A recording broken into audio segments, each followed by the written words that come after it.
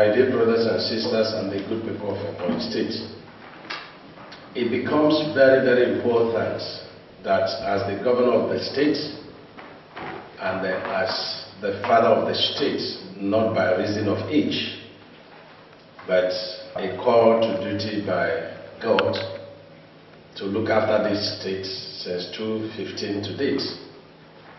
It therefore means that at a very challenging moment in our nationhood, and of course Ebonyi State in particular, and with particular reference to the elections of 25th of February 2023 and that of 11th of March 2023, that I make the following clarifications. Number one, the issue of zoning. Ebonyi State is built on 3 senatorial zones. We came from partly Imo State to Abia State and then to form Ebonyi State, alongside with our brothers and sisters that also came from Anambra to Enugu to Ebonyi State. So we are one people, but of 3 different senatorial zones.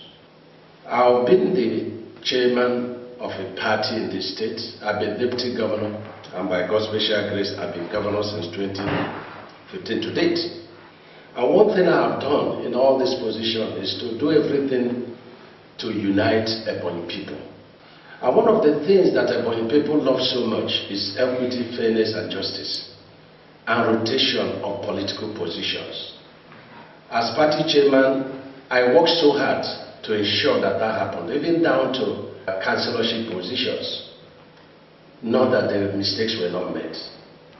And as deputy governor, I worked also with Chief Martin Elechi, and he also did his best in this direction. As governor, we have ensured that this particular interest of Ebonians is looked after in all our decisions, whether it be in projects or appointments and now political positions. When the 2023 elections were approaching the dates, in our own party, the APC, we set up a zoning committee cut across the 3 senatorial zones, and they went round the 13 local government, interface with all stakeholders, opinion holders, the NGOs, the traditional fathers, the Khan, and so on and so forth. And they came up with an advice on how political positions should be zoned, with particular reference to those who are already in positions, and then the new positions to be vied for in 2023. And I would like to throw light, starting from the position of the governor of the state. On the issue of the governor of the state, the 3 senatorial zones, majority of opinions, in fact about 95% opinions, is that the rotation which started in north to central and now to south, which I presently occupy, that the cycle should have been completed at the end of my tenure, and it is very fair that this same position should start again from the north, and that's what our party did. And so we zeroed down that it should be zoned to north. And when it came to north, we looked that north is made up of 4 local governments, Ohuhu, Isi, Ebonyi, and Abakaliki. And by God's special grace, God brought out Governor Sam Ominio, who took from Ohuhu. And so the position in the north should come from either Isi, Ebonyi, or Abakaliki. And after the primaries, it was zeroed down to Isi. And Right Honorable Bonian will pick the ticket. And we looked at the deputy. One, we needed to give the women in Ebonyi State who have worked so hard a sense of belonging. Some other states are doing it. Some people argue that it's not right for a woman to be a deputy governor in Ebonyi State. I said no. The women, they have equal rights, with us. They are human beings. They have also contributed so much in the building of Ebonyi State. And because presently I occupy the position of governor, and in the south, we have 5 local governments. We have the Ohanifo made up of 3 local governments, and then we have the Afikpo North and Afikpo South. These 2, Afikpo North and South, are regarded as one unit within our South. And the Ohanifo made up of Hozara, Onitsha, and the Ifo are regarded as one unit. So from the time of Dr. Sam Ominyewu, whenever the Senate stays in one unit, the deputy will go to the other unit. A lot of pressure was put on me to violate this, because in 2015 and 2019, it was agreed, because I already occupied the position candidate of the party, from the Ohanifo axis, that the Senate, which should have even gone to Ohanifo, should stay within the unit of Afikpo North and South. And for the first time, somebody from Afikpo South went to the position twice, and then is still retained in the same Afikpo South, going again twice. And so bearing this in mind, that 2023, that the position should shift to Ohanifo, and of course to Ohozara local government, as was agreed, then we had to give the deputy governorship position to Afikpo North. And that's what we did with respect to governor and deputy governor. When it comes to the position of Senate for the South, there was an agreement that was reached with Senator Nnachi, where the traditional rulers of Afikpo South went to Hozara, and they made it very clear, and in writing, a Newduma should have that right up, that after Senator Nnachi, that it will be the turn of Ohozara. And in fact, they even went to say that, the governor, serving governor in the person of me, should take the position. And it is very important to note that the unit of Afikpo North and Afikpo South are just finishing the Senate, and it is the turn of Ohanifo and the turn of Ohozara. And so it will be very dangerous for communities not to take this zoning into consideration. It will be very dangerous for people to begin to vie for what is not due to them.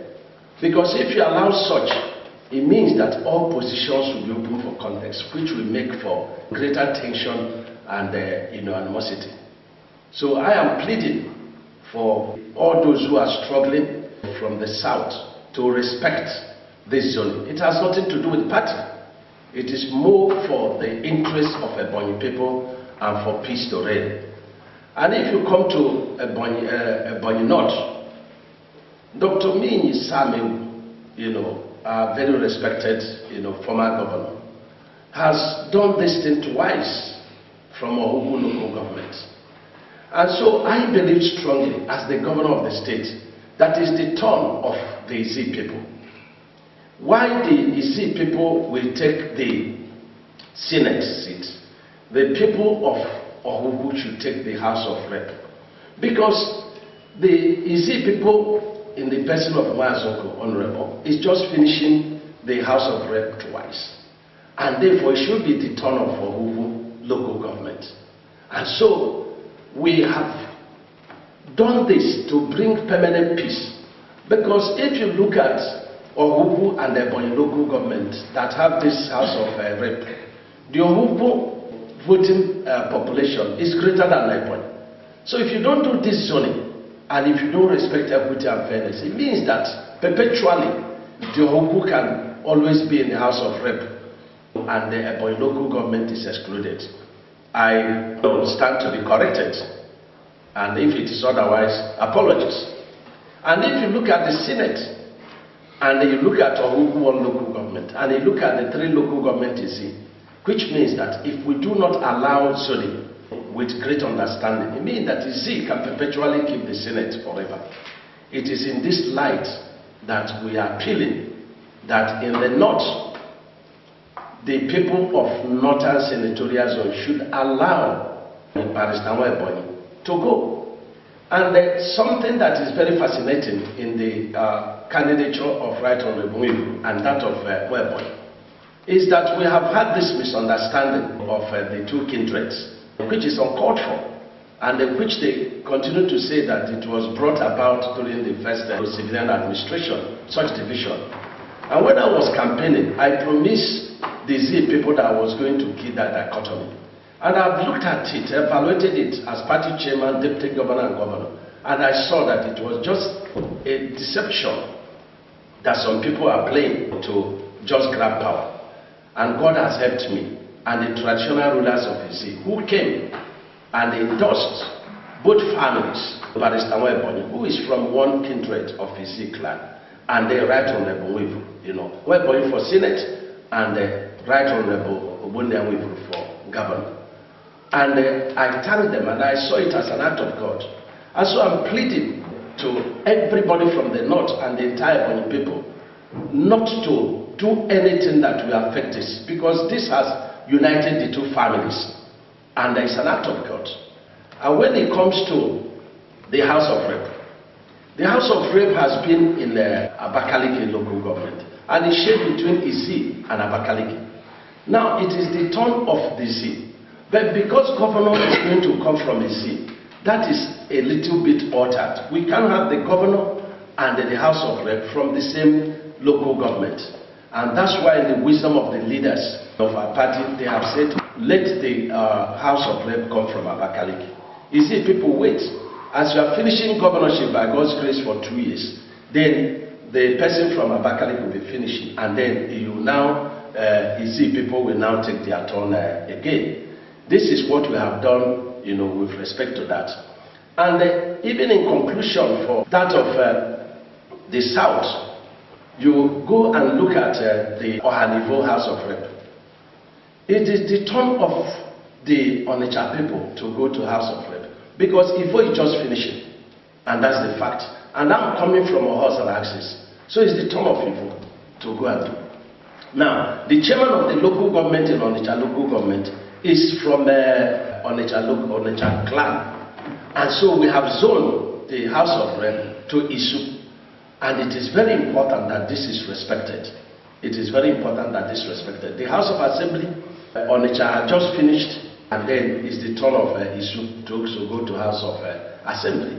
And if you come to the House of Rep between Afikpo North and Afikpo South, there was an agreement between the occupant of the position now and the people of Afikpo South that after 2 tenures in Afikpo South, that people North, it will be the turn of Afikpo South. And it is important to note that Afikpo North is having the deputy governorship position, which is a popular ticket with Wivu. And so we have zoned the House of Rep for Afikpo North South Federal Constituency to Afikpo South. And it is very important to maintain the cordial relationship between these one people, Afikpo North and South. They respect this zoning. And I want to thank the Afikpo North elders who a few days ago endorsed the candidature of Eniduma in respect of the agreement that was reached before. This is done just to bring peace to our people. This is very important. And then you lastly come to Central. You find out that my deputy governor is coming from Igbo, and the House of Rep is also coming from Igbo, who has been there, getting to get 1 tenure, and so it's entitled to another tenure. And so we can have the Senate seat and also have the House of Rep seat in one local government. So I've appealed to them that by the time the House of Rep would have taken 2 tenures, it will be the turn of Igbo, for Senate, or for something bigger than Senate. Anyone that God wills. But for now, this is the position. They should allow the Ezza South to produce the Senate, because the Senate of the Central belongs to Igbo, very large, local government. And then Ezza South, Ezza North, and Ishelu. Somebody from Ishelu, in the person of Senator Oba, is just finishing from that place. And that's why we put the House of Rep in Ezza North. In the person of Dr. Nora, Alo. And I think this is for fairness and equity. and then somebody from Ezza South will go to Senate in the person of Honorable NWEZE. And I think this is for fairness. So my appeal, and of course the same thing for all the House of Assembly candidates, is that the leaders of the various communities should look at my pleading critically and know that I've taken all the interest and all the concerns of Ebonyi State based on the experiences I've gathered as party chairman, deputy governor, and governor for nearly 2 years into consideration. There is no any other leader in this state as of today that have had this kind of experience in terms of Ebonyi project and Ebonyi matter since the beginning of Ebonyi State. So I appeal that I've studied the state very seriously, and I have been able to stabilize the polity. And I want our leaders to honor me and respect this position. It may sound political, it may sound I'm campaigning for my party, the APC, but it's more than that. The tickets of this APC candidates are very strong, and they are the tickets that are capable of uniting Ebonyi State. Can you imagine Abakaliki block being two senatorial zones and my own place being one senatorial zone? How does it sound that after Abakaliki block respected us and voted against their own in 2015 to allow for justice, equity and fairness, how does it sound that somebody from the south, in fact my own cousin and my brother and friend, should now take the governorship seat after me? It doesn't sound right. It's not a ticket that is based on fairness, equity and justice. And that is not a ticket that is going to build the state. It's very wrong. The popular choice is for the cycle to start again, in the northern senatorial zone. And this is very important. I appeal to our people to look at this critically, and for this my broadcast to be documented, and a reference shall be made of it tomorrow for those who may want to underrate it, undermine it. I speak of God, not of my own. Let me also appeal to our people. When you are struggling for what doesn't belong to you, then that's where desperation will be. Some of the governorship people believe that if they castigate their governor, if they push all manner of rumors against the governor, even some of the machine makers in the name of opposition is writing that governor has a private jet. I wish I had a private jet. That's what I say, they darken counsel without knowledge. The other time they wrote that governor was riding in private jet with the new judge. I've not even set my eyes on the new judge. Talking about stay of execution. That's the right of every litigant. And so, it's a pity that a little minute percentage of this will have so much bitterness in their hearts. All over the nation, people applaud the miracles in Ebonyi State. But just little percentage of the Ebonians will have so much bitterness in their hearts. And it shouldn't be so. So I plead with them, as members of our great family of Ebonyi State, to be aware that bitterness causes cancer, and they should refrain from that. No one is infallible. I cannot say that we have not made mistakes as government and as human. Only God is infallible. You can criticize us fairly, and you can criticize us constructively. You are in this party today, tomorrow you'll be in the other party. So let us know that there is tomorrow. So I appeal in this coming election on 25th. I appeal to security agencies. I appeal to everyone to be law-abiding. I've directed the CP and security agencies to deal decisively with anybody, irrespective of political parties, that will dish out fake news to cause violence, that will cause violence, that will be seen with guns unauthorized, that will tear posters and billboards of political parties. And I'm saying, irrespective of political parties, I want the security agencies to be fair to all. God gives power, and no one is going to take power in Ebonyi State by fake news, by violence, by dishing out all kinds of petitions to deceive government and security agencies. So this is very important. Let me also say that even though we have appealed on the so-called judgment on Ebubago. I've suspended the activities of Ebubago for now. The only vigilante groups that are allowed to operate in Ebonyi State henceforth will be the Neighborhood Watch. And I've said that this Neighborhood Watch is fashioned after the vigilante of Anambra State. Every inch of it is like that of Anambra State. And then the second one is Ebonyi State Vigilante Corps, which is fashioned after their motive. And so this has been passed by the House of Assembly and its members' bills, which started last year but have been properly passed this year. And so this has been inaugurated and they are free to protect our people. A lot of people have been sending text messages crying about disbandment of Ebubago. It's a process, and this is court of first instance. And so the moment you file a matter in the appeal court, it's as good as stay of execution. You may not need any other stay of execution, even though it's the right of every litigant or defendant. And so this is very, very important. However, neither Ebubago nor these two vigilante groups will be allowed to be involved in the elections of 25th and 11th of February and March, respectively. And these are the 2 days they are not allowed to operate. But they will do everything to counter these bandits that have vowed that there will be no elections in Ebonyi State and other southeastern states.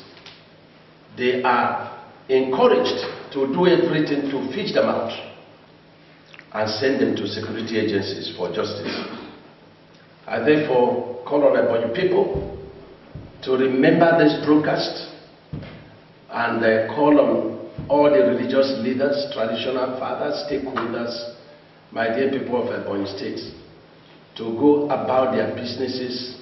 I have released enough funds to security agencies. They buy fuel and they operate in all the localities of Ebonyi State and fish out the bandits that say that there will be no election.